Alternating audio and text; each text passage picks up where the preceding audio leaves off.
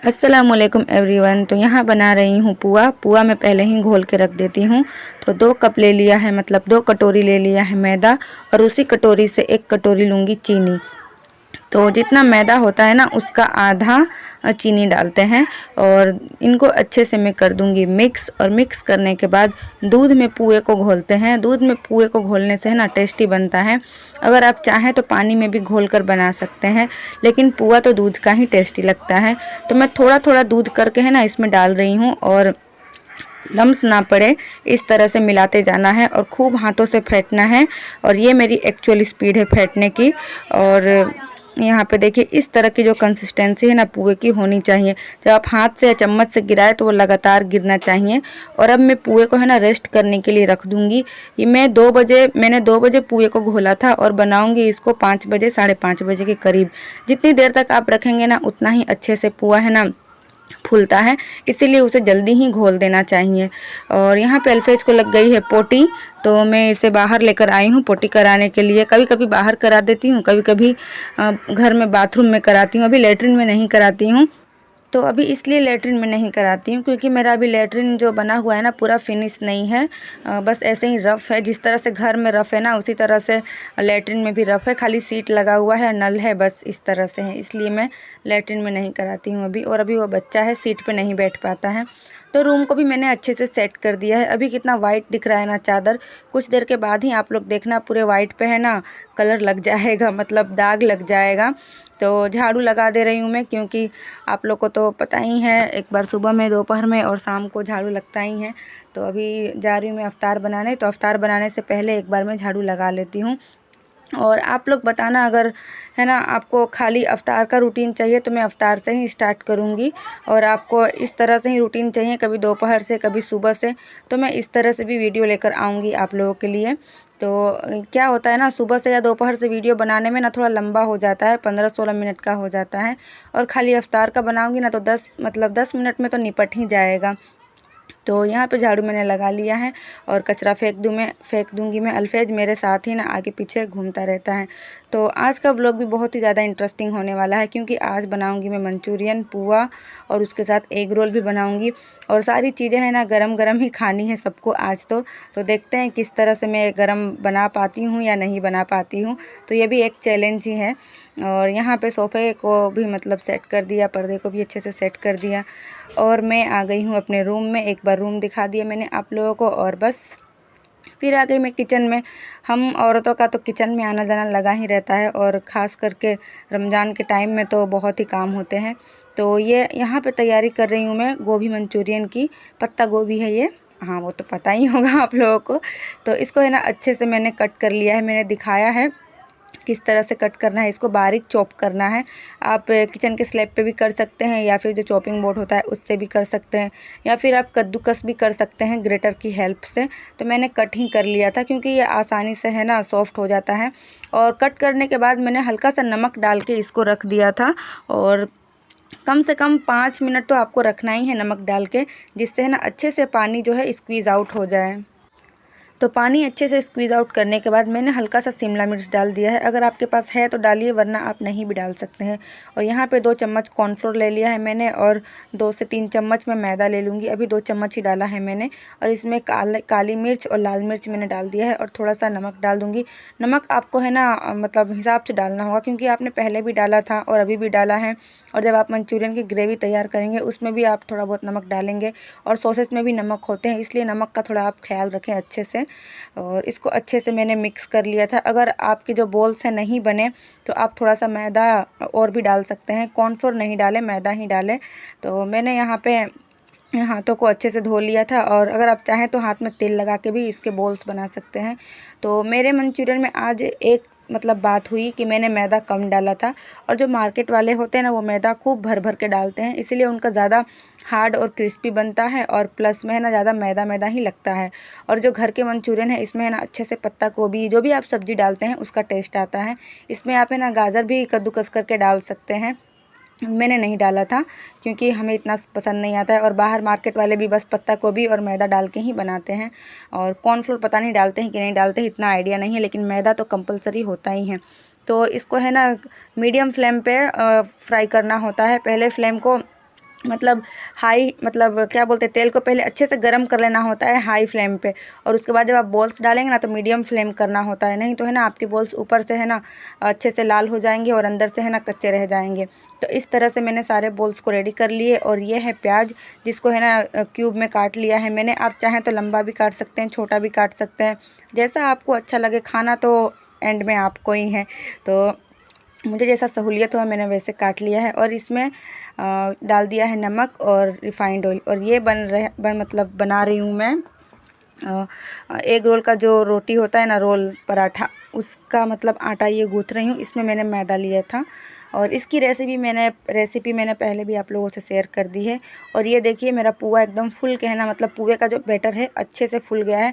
तो एक बार इसको अच्छे से और फेंट लूँगी। अगर इस स्टेज पे आपको है ना थोड़ा सा गाढ़ा लगे, अगर इस तरह से ना मतलब गिरे आपका घोल, जिस तरह से मैंने अभी दिखाया लगातार ना गिरे, तो थोड़ा बहुत दूध आप डाल के ना इसकी कंसिस्टेंसी मतलब एडजस्ट कर सकते हैं। और यहाँ पे हाई फ्लेम पे मैं पुए को डाल रही हूँ, और फिर जब डाल दूँगी ना तो उसके बाद फ्लेम को हल्का सा लो कर दूँगी, मीडियम कर दूँगी, पूरा लो नहीं करना है, वरना जो पुए हैं आपके तेल पी जाएंगे। तो मैं यहाँ पे वीडियो को बिल्कुल भी कट करके मैंने नहीं दिखाया है, एकदम लगातार दिखा रही हूँ। देखिए मेरा पुआ किस तरह से फूल रहा है। सारे पुए हैं ना मेरे अच्छे से फूले थे, बिल्कुल भी मतलब प्रॉब्लम नहीं हुआ था। तो मैंने एक ही पुआ दिखाया और बाकी के पुए मैंने मतलब फ्राई कर लिए थे। और ये चलते हैं तैयारी करने सॉस की, जो मंचूरियन में डलेगा। तो 2 स्पून या 3 स्पून ले लिया था मैंने किसान टोमेटो केचप, आप किसी भी ब्रांड का ले सकते हैं, और 1 चम्मच सोया सॉस और 2 चम्मच ग्रीन चिल्ली सॉस। और यहीं पे आपके पास रेड चिल्ली सॉस है तो आप 1 चम्मच उसे भी डाल दें, मेरे पास नहीं था।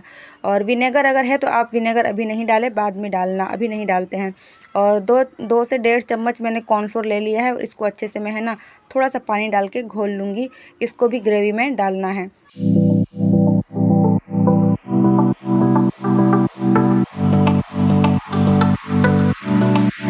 स्टार्ट होता है भाग दौड़ भरा काम, क्योंकि अब टाइम जो है अपने चरम सीमा पे है। अब जल्दी से सारी चीज़ें बन जानी चाहिए, वरना अफ्तार के लिए लेट हो जाएगा और फिर दुआ भी नहीं मांग पाएंगे, डायरेक्ट अफ्तार ही करना पड़ेगा।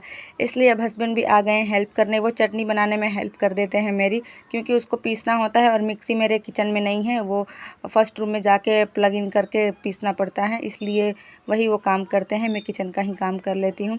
तो यहाँ पे देखिए दूसरे साइड पे पुआ बन रहा था, और पुआ भी कंप्लीट हो गया, और मैंने रोटी भी कंप्लीट कर ली है एग रोल के लिए। तो ये एग रोल की जो फिलिंग होती है ना, वो बना रही हूँ मैं। तो सबसे पहले मैंने अदरक लहसुन को छौंका दे दिया था, और उसके बाद जो शिमला मिर्च प्याज कट करके रखा था वो डाल दिया, काली मिर्च और लाल मिर्च और हल्का सा चाट मसाला, और फिर ये जो काला नमक है वो डाल दिया है। और इसको अच्छे से हम लोग हाई फ्लेम पे है ना क्या बोलते हैं सोटे कर लेंगे। उसके बाद मैंने अलग से प्लेट आउट कर दिया है। और ये है मंचूरियन की ग्रेवी की तैयारी। इसमें अदरक लहसुन का डाल दिया है कद्दूकस करके, और उसके बाद प्याज शिमला मिर्च डाल दिया है। आप है ना अदरक लहसुन को चॉप करके भी डाल सकते हैं बारीक बारीक, या फिर कद्दूकस करके भी डाल सकते हैं। तो हल्का सा फ्राई करने के बाद सब्जियों को मैंने इसमें डाल दिया है, जो सॉसेस तैयार किए थे वो डाल दिया है मैंने। और थोड़ा सा हम लोग भून लेंगे, सॉस को पकाना नहीं होता है, बस हल्का सा मिला दिया। और उसके बाद पानी डाल दिया है मैंने। पानी आपको जितनी ग्रेवी चाहिए ना उस हिसाब से डालना। और अगर आपके पास विनेगर है तो यहीं पे एक ढक्कन, मतलब बोतल में आता है तो ढक्कन से, और नहीं तो 1 चम्मच आप डाल दें। मेरे पास नहीं था तो मैंने नींबू डाल दिया है, 2 चम्मच आप नींबू डाल सकते हैं इसमें, मैंने 1 नींबू डाला है। और उसके बाद जो कॉर्नफ्लोर का घोल था वो भी डाल दिया, और थोड़ा सा पानी डाल दिया। मुझे ज़्यादा गाढ़ा होने की उम्मीद लग रही थी, इसलिए हल्का सा पानी डाल के एडजस्ट कर दिया। और जो बचा था कॉर्नफ्लोर का घोल उसे भी डाल दिया। और एक उबाल जब आ जाए आपकी ग्रेवी में, तब आप मंचूरियन बॉल्स डाल दें। और अगर एक उबाल आए और आपकी ग्रेवी गाढ़ी ना लगे तो थोड़ा बहुत आप उसमें कॉर्नफ्लोर का घोल और डाल सकते हैं बना के, थोड़ा थोड़ा करके ही डालना, वरना है ना ज़्यादा गाढ़ा हो जाएगा आपका ग्रेवी। और यहाँ पे थोड़ा बहुत मेरे पास था धनिया पत्ता और प्याज की जो हरी पत्तियाँ होती है वो था, तो मैंने स्प्रिंकल कर दिया है और बस अच्छे से मिला दिया। और नमक भी मैंने थोड़ा डाला था, और बस गैस का फ्लेम ऑफ कर दिया है। तैयार है मंचूरियन। और यहाँ पे मैं निकाल रही हूँ अब अफ्तार।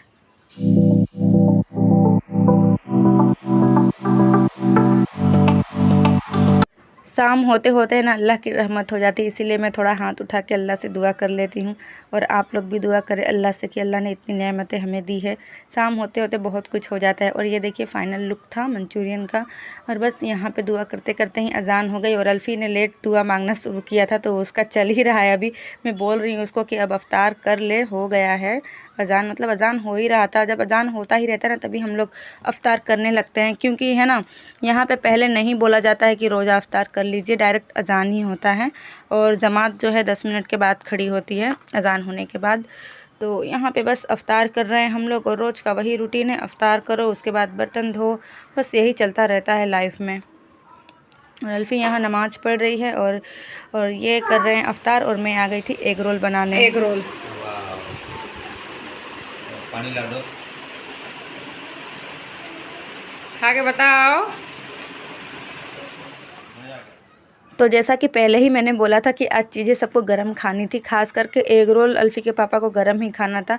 तो अफ्तार के बीच में से ही थोड़ा बहुत खा के मैं फिर उठी थी। अल्फ़ी नमाज़ पढ़ रही थी और मुझे नमाज़ नहीं पढ़ना था, इसलिए मैंने गरम दे भी दिया, वरना मुझे नमाज़ पढ़ना होता तो फिर गरम पॉसिबल नहीं हो पाता। मतलब अफ्तार के टाइम में यार गरम चीज़ें पॉसिबल नहीं हो पाती है।